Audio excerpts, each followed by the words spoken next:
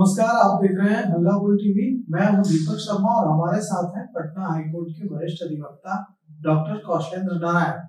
हम एक ऐसी बात पर चर्चा करने जा रहे हैं जिसने पूरे बिहार में हड़कंप मचा रखा है। बिहार के डिप्टी सीएम और भूमि राजस्व मंत्री विजय सिन्हा ने सभी जिलों के डीएम को निर्देश दिया है कि वे भूमि माफियाओं की एक लिस्ट बनाएं और वो लिस्ट भेजी जाए। उस लिस्ट में जिनके भी नाम होंगे उन पर एक्शन लिया जाएगा। इधर पथ निर्माण मंत्री दिलीप जायसवाल ने भी कुछ ऐसी ही मुहिम छेड़ रखी है। अभी जो लिस्ट बन रही है भूमि माफियाओं की, इसमें कितने बड़ी मछलियां फंसेंगी और क्या कुछ होगा इसमें, इस बारे में चर्चा करने के लिए हमारे साथ हैं पटना हाईकोर्ट के वरिष्ठ अधिवक्ता और भारतीय जनता पार्टी के नेता डॉक्टर कौशलेंद्र नारायण। सर्वप्रथम तो मैं व्यक्तिगत स्तर पर आपको और आम जनमानस के लिए आपके हल्ला बोल टीवी को बहुत बहुत धन्यवाद, साधुवाद दे रहा हूं और शुक्रिया अदा कर रहा हूं। क्या आम जनमानस को रास्ता दिखाने के लिए, सरकार के प्रति अच्छा नजरिया बनने के लिए जो आपका आज का मेरा डिबेट है, यह बड़ा ही सराहनीय है। इसलिए पुनः एक बार मैं शुक्रिया अदा कर रहा हूं। रही बात, आपने कहा कि बिहार के डिप्टी सीएम साहब माननीय विजय कुमार सिन्हा जी एवं बिहार के उद्योग एवं पथ निर्माण मंत्री माननीय श्री दिलीप जायसवाल जी का जो प्रयास है वो जनता को न्याय दिलाने के लिए है और भ्रष्टाचारियों को पकड़ने के लिए है। आप इस रूप में देखिए, मैं कहना चाहता हूं संपादक जी कि आप जब बिहार के सीओ और बीडीओ का जब आम पब्लिक पर, किसानों पर, जमीन जो खरीदते थे उनके ऊपर जो आतंक था भू माफियाओं से मिल करके, आपको मैं इस रूप में बता रहा हूं। पहले एक वानगी मैं दे रहा हूं राजस्व विभाग से जुड़ा हुआ। ये भू माफिया जिसको कल खाने के लिए नहीं था, आज 100 करोड़ की संपत्ति अर्ज लिया है। ये अर्जित जो किया है संपत्ति, ये कहां से आया है? दूसरी चीज, एक सीओ अपने नाम से ये लोग बचता है, नया एक टेक्निक चला है, साली के माने साढ़ू के नाम से, साला के बेटा के नाम से, साले के नाम से ये संपत्ति खरीद करके, और बिहार नहीं, ये शिमला में खरीदा है। जिसकी साली के नाम पर जो सफेदपोश हैं, बड़ी मछलियां हैं, जिसकी साली और साढ़ू के बेटे के नाम पर जमीन खरीदी गई है, अब भूमि राजस्व मंत्री उनके गिरेवा तक पहुंचेंगे?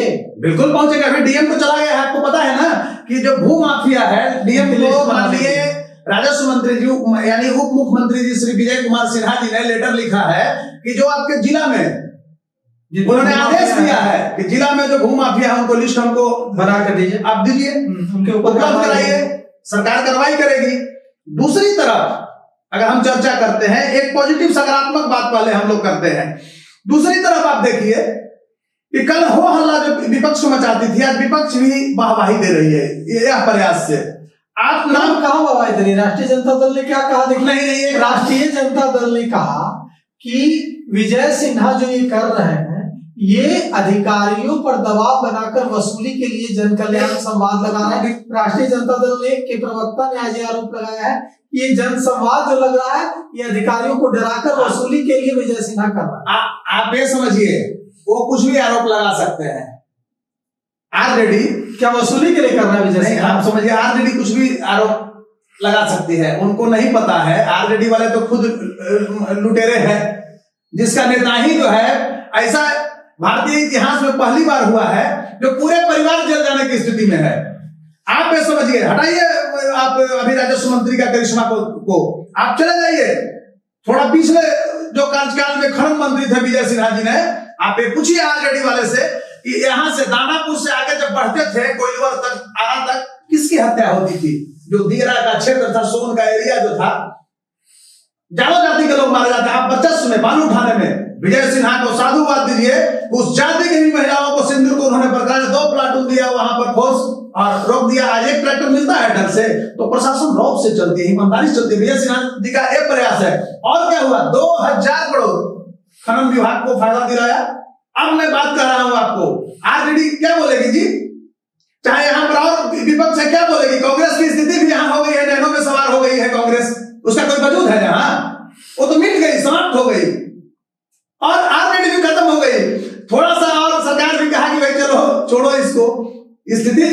जिस तरह से विजय सिन्हा की ईमानदारी पर सवाल उठाए, जनता कह रही है कि सीओ और डीसीएलआर नहीं सुनते थे पहले, अब सीओ डीसीएलआर विजय सिन्हा के मंत्री बनने से सुनने नहीं, आप ऐसे देखिए, यह पहला राजस्व मंत्री हुए, अभी तो परमंडल स्तर पर लगा रहे हैं अपना शिविर। बहुत अच्छा है, पब्लिक जो दुखी है वहां पहुंच रही है, डीएम साहब भी पहुंच रहे हैं, कमिश्नर साहब भी पहुंच रहे हैं, विभागीय सेक्रेटरी भी, प्रिंसिपल सेक्रेटरी भी पहुंच रहे हैं, और डिप्टी सीएम भी है विभाग का, खासकर मिनिस्टर के एज ए मिनिस्टर वहां बैठते हैं वो, तो वहां पर निराकरण हो जा रहा है। आप क्या था, पहले मोटेशन के लिए लोग 2-2 साल तक लटकाता था, अब वो ऐसा नहीं कर रहे हैं, न्याय मिल रहा है। अब बताइए न्याय किसको मिल रहा है? किसी एक खास जाति या धर्म के लोगों को मिल रहा है, जो पीड़ित है, पीड़िता को न्याय मिल रहा है। ये जो लूट मचाए हुए था सीओ, आपको मैं बताना चाहता हूं कि हल्का कहीं जमीन लिए, ये सब 2-2 लाख 4-4 लाख मांग करता था, और ये भू माफिया से लोग मिला हुआ था, गलत जमीन को सही बना करके मोटेशन करके करोड़ों अरबों रुपया कमा रहा था। ऐसे पदाधिकारियों की अब खैर नहीं है, और इन लोगों को अब डिसमिस होना है, अगर पकड़ेंगे तो सरकार बैठने वाली नहीं है। और दूसरी तरफ आप देखेंगे बिहार में, मैं बता रहा हूं, ये तो राजस्व विभाग की आप बात कर लिए, इन्होंने खनन में भी था, पिछली सरकार में तो 2000 करोड़ फायदा दिलाया विभाग को। अब हम चलते हैं यहाँ पर, माननीय हमारे बिहार भाजपा के पूर्व प्रदेश अध्यक्ष है दिलीप जायसवाल जी। तो दिलीप जायसवाल जी के बारे में आप निर्माण मंत्री हैं, पथ निर्माण मंत्री, उद्योग मंत्री हैं। आप देखिए क्या है, बिहार में पर्यटन उद्योग डेवलप करा रहे हैं। अभी आप देखे होंगे कि वो कॉरिडोर बन रहा है आपको पुनौरा सीतामढ़ी में, जानकी स्थान। उससे क्या होगा, अगर उतना बड़ा मंदिर का डेवलप होगा तो कम से कम 50,000 लाख जो जनता है वहां, वो रोजगार उनको मिलेगा। एक और उनका विजन है, स्पष्ट रूप से मैं बता रहा हूं, पथ निर्माण मंत्री रहते हुए उन्होंने निर्णय लेने जा रहे हैं, 2-4 दिन में आ जाएगा। आप लोग समाचार चैनल वाले हैं, जल्दी पहुंचेगा। तो ये जैसे अभी जहां तक ये मेरीन ड्राइव जा रहा है, गंगा किनारे का रोड, इसका एक्सटेंशन हो रहा है। आप पूरब की तरफ अगर जाएंगे तो मोकामा तक चले जाएंगे, बढ़ाया जा रहा है उसका लंबाई, और इधर जब आप जाएंगे तो एक कोयलवर तक जा रहा है। इससे बताइए क्या फायदा, आप जाम में नहीं फंसते हैं, एकदम आसानी से निकल जा रहे हैं। तीसरी उनकी जो प्लानिंग है, सबसे बड़ा चीज, कि कहीं भी वो 5 लाइन बनाने जा रहे हैं ऐसा, जो चाहे किशनगंज से, पूर्णिया से, अररिया से, इधर जो आपका बॉर्डर है, इधर तो नजदीक बॉर्डर गया वगैरह है, चाहे रोहतास से, भभुआ से आप आते हैं, 4 घंटा में पटना इन कर जाइए। तो मेरा ये कहना है कि सरकार का जो यह प्रयास है कि हम आम जनमानस के विकास तक पहुंचे, उसमें ये दोनों नेता जो हैं इतना मतलब कार्य कर रहे हैं जिसकी कोई तुलना नहीं किया जा सकता है। और जितना भी साधुवाद जनता दे, ये कम होगा। आप समझिए कि किसी एक पार्टी के लोग प्रताड़ित हैं, एक पार्टी के लोग नहीं प्रताड़ित है सीओ के आतंक से। आप एक बात बताइए, आपने दिलीप जायसवाल की बात की जी, उनके पास उद्योग विभाग है जी।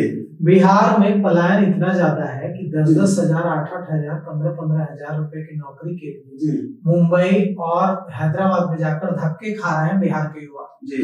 तो ऐसे में सबसे बड़ी जिम्मेवारी वाला विभाग तो दिलीप जायसवाल के पास है। तो क्या दिलीप जायसवाल इस पर खड़े उतरेंगे? क्या वे रोजगार के अवसर सृजित कर पाएंगे बिहार में?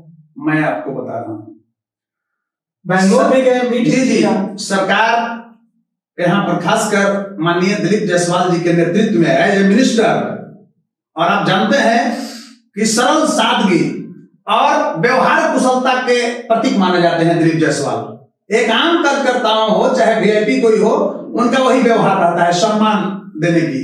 तो सम्मान देने की जो दिलीप जायसवाल जी के व्यवहार है, तो ठीक बिहार की जनता को भी मिनिस्टर के रूप में वो सम्मान देने जा रहे हैं। किस रूप में ये विकास होगा तो किसका होगा? अभी मैंने बताया ना कि वो जानकी स्थान बन रहा है सीतामढ़ी में, तो 50,000 1 लाख रुपए 1 लाख लोग लाभान्वित होंगे, दुकानें खुलेगी, फल्ला बढ़ेगा, इंफ्रास्ट्रक्चर बढ़ेगा तो विकास होगा, लोग आएंगे पूरे। अभी आपको वो चलेगा एक ट्रेन, उसमें वो घुमाते आएगा जो दया कराते हुए सीतामढ़ी निवेश लाने के लिए बैंगलोर गए, उन्होंने वहां मीट किया, उद्योगपतियों के साथ मीटिंग की और कहा कि बिहार में इन्वेस्टमेंट आएगा, बिहार में उद्योग लगेंगे। उसमें कि उद्योग लगाने में कितनी सफलता मिलेगी? अच्छा आप ये बताइए, माननीय दिलीप जायसवाल जी का मंत्री बने हुए भी कितना दिन है, 1.5-2 महीना, इतना बड़ा वो कार्य कर रहे हैं, वो व्यक्ति दिन भर रात भर सोचते हैं बिहार के विकास के लिए। तो जब बिहार के विकास के लिए जो व्यक्ति इतना सोचता है इतना अल्प दिन में, तो आप समझते हैं कि उनका कार्यकाल जो 5 वर्ष का होगा कितना विकासात्मक दृष्टिकोण होगा, डेवलपमेंटल होगा। बहुत उद्योग आएंगे। आप देखिए, एक चीज और मानना पड़ेगा, मैं स्पष्ट रूप से कहना चाहता हूं, बिहार के लोग बिहार में काम करना भी नहीं चाहते हैं। एक उनके अंदर लज्जा होता है। अभी मैं बता रहा हूं, आप चले जाइए कहीं भी पटना में, चाय का लोग कहता है गरीब है, चाय का दुकान खोलने वाला, चाय बेचने वाला, आप कहीं भी सर्वे कर लीजिए। आप चलिए इनकम टैक्स से लेकर आर ब्लॉक तक या हाईकोर्ट का रेडियस, कहीं भी बिहार में सचिवालय रेडियस, कहीं भी ये लोग डेली 5 या 10 हजार कमाता है। लगता है कि कुछ नहीं है, कमाता है ना। लेकिन यहाँ के परिभाषा लोग गरीब से उसको देते हैं। यहाँ के बच्चे अपने स्टेट में काम करना नहीं जानते हैं, वो क्या करेंगे, अदर स्टेट में जाएंगे, उनको यहाँ लज्जा लगता है और उससे घटिया काम वहां करते हैं, वो मजदूरी का काम करते हैं। लेकिन यहाँ उनको चाय बेचने में और दुकान खोलने में शर्म आता है। आप कैसे कहते हैं बेरोजगारी है? आज आप देखिए कि लोग बढ़िया कपड़ा पहन रहा है, नहीं उद्योग आएगा कि नहीं आएगा, ये उद्योग में तो बोल रहे हैं दिलीप जायसवाल को ही लाना है ना उद्योग। मैं तो बोल रहा हूँ कि दिलीप जायसवाल जी अब तो दुनिया काज करेंगे, इन्वेस्टमेंट आएगा, 1.5 महीना में निवेश आएगा। तो इतना सबमिट व्यक्ति किया, इतना बड़ा इंफ्रास्ट्रक्चर को डेवलप करने के लिए दूसरे प्रदेश में जाके, बंगलोर में जाके, अन्य राज्यों में जाकर के, और वहां की स्थिति को समझ रहे हैं, वहां से लोगों को आमंत्रित कर रहे हैं कि आप बिहार में आइए। और एक बड़े तादाद में आपको मैं बता रहा हूं, बाहरी बिहार के जो बाहर में उद्योग लगाए, वो सिर्फ नहीं, अदर स्टेट के भी बड़े बड़े, यानी देश के बड़े बड़े उद्योगपति बिहार में इन्वेस्ट करने जा रहे हैं। यह बड़ा ही शुभ संकेत है और इसके लिए माननीय दिलीप जायसवाल जी को बधाई देने का पात्र है। एक चीज मैं बताना चाहता हूं, व्यक्ति का कैरियर अचीवमेंट अगर होता है विकास के लिए, तो विकास होता है। विकासात्मक दृष्टिकोण होना चाहिए, डेवलपमेंटल पॉइंट ऑफ व्यू होना चाहिए। तो माननीय दिलीप जायसवाल जी का जो यह व्यूज है, यह निश्चित रूप से मैं बता रहा हूं कि बिहार के इतिहास में, भावी इतिहास यह अंकित होगा कि इतना बड़ा इनके कार्यकाल में विकास हुआ था। जिस तरह से विजय सिन्हा ने राजस्व विभाग को संभालने के बाद सीओ और आरओ के आतंक से बिहार के शोषित लोगों को, वंचित लोगों को, पीड़ित लोगों को, भूमाफियाओं और इन भ्रष्टाचारी सीओ और आरओ से निजात दिलाने का एक नया संकेत है और सराहनीय संकेत है। ठीक उसी तरह से ये दिलीप जायसवाल जी का जो संकेत है, यह बड़ा ही सराहनीय है। और इसको मैं कहना चाहता हूं कि बिहार में अगर विकास हो, बिहार की अस्मिता की बात हो, तो हम लोग जाति, धर्म और पार्टी का जो दलगत भावना है, इससे ऊपर उठना चाहिए और बिहार के विकास की बात करनी चाहिए। आपने कहा अभी कि विपक्ष कहती है, विपक्ष के पास क्या ताकत है बताइए? बिहार पर राज करने वाले, आतंक मचाने वाला, बिहार में उद्योगपति को खदेड़ने वाला है ऑलरेडी, यहाँ गाड़ी उठवाने वाला ऑलरेडी। शादी में आपको पता है ना कि लालू जी के बेटी की शादी में गाड़ी अलग उठवा लिया था, टाटा भागा। यहाँ से कौन उद्योग है? सब बड़ा बड़ा उद्योग आप देखिएगा, सब हाजीपुर से भाग गया आतंक से, आरजेडी के शासन में ही ना। तो ये लोग किस मुंह से बोलता है? इसके पास तो कुछ है नहीं। दूसरी तरफ इस चीज को समझिए, अन्य विपक्ष की बातें, कोई और विपक्ष है, साथ में यहाँ कांग्रेस जो है वो सब संलग्न हुआ है। तो कांग्रेस तो खुद देख रहे हैं कि किस संक्रमण की काल से गुजर रही है, लेनों में सवार हो गई है, 5, 6, 7 वो जीती है। तो मैं कहना चाहता हूं कि ये दो जो आपने मंत्रियों का नाम गिराया, इन दोनों का जो प्रयास है बिहार के विकास के लिए और जनता के हक हकूक के लिए, यह बड़ा ही सराहनीय है और बड़ा ही अतुलनीय है और पूजनीय प्रयास है इन दोनों को। और इन दोनों का जो प्रयास है, इनके लिए बिहार की जनता को दलगत भावनाओं से ऊपर उठ करके और साधुवाद देना चाहिए, जय जयकार करना चाहिए।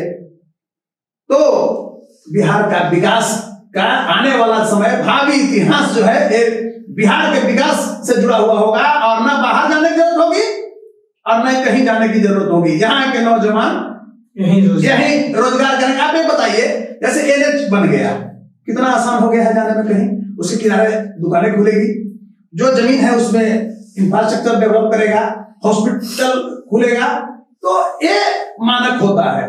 देखिए, किसी का शिकायत करना एक अभिव्यक्ति है, यहाँ के लोग मान लिए हैं, लेकिन सकारात्मक अगर कोई आपका विपक्ष में अगर सकारात्मक कार्य करता है तो लोग को साधुवाद देना चाहिए।